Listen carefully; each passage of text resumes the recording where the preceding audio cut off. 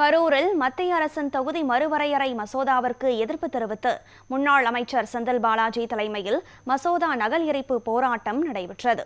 மத்திய அரசின் தொகுதி மறுவரையறை மசோதாவிற்கு எதிராக கரூர் திமுக மாவட்ட அலுவலகமான கலைஞர் அறிவாலயத்தில் முன்னாள் அமைச்சர் செந்தில் பாலாஜி தலைமையில் நகல் எரிப்பு போராட்டம் நடைபெற்றது. பின்னர் செய்தியாளர்களிடம் பேசிய அவர், இந்த மசோதா தென் மாநிலங்களுக்கு அநீதி செய்யும் முயற்சி என குற்றம் சாட்டினார். தமிழகத்தின் உரிமைகள் பறிக்கப்படுவதாகவும் மக்கள் இதற்கு உரிய பதில் அளிப்பார்கள் என்றும் கூறினார்.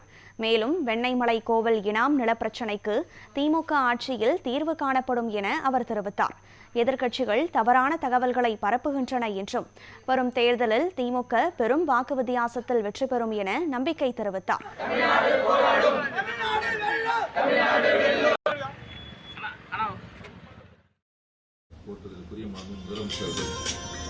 ஒன்றிய அரசு கொண்டு வந்திருக்கக்கூடிய நம்முடைய எண்ணிக்கையை குறைக்கக்கூடிய வகையிலான செயல்பாட்டிற்கு மிக கடுமையான கண்டனங்களை தெரிவித்து இன்று காலை எங்கள் முதலமைச்சர் அவர்களே நேரிலே நாமக்கல் பகுதியில் கருப்பு கொடி ஏற்றி தங்களுடைய எதிர்ப்பை பதிவு செய்திருக்கிறார்கள். அந்த வகையில் கரூர் மாவட்டத்திலும் இன்று வீடுகளில் கருப்பு கொடி ஏற்றி இன்று கோஷமிட்டு இந்த பணிகளை நாங்கள் முன்னெடுத்திருக்கின்றோம். ஆக தமிழ்நாட்டினுடைய குரல் வலையை நெசுக்கக்கூடிய வகையிலும் தமிழ்நாட்டிற்கான பிரதிநிதித்துவத்தை குறைக்கக்கூடிய வகையிலும் ஒன்றிய அரசு, பிஜேபி அரசு தமிழ்நாட்டு மக்களுக்கு எதிராக தொடர்ந்து செயல்பட்டுக் கொண்டிருக்கின்றனர். இதை தமிழ்நாட்டு மக்கள் உன்னிப்பாக கவனித்துக் கொண்டிருக்கின்றார்கள்.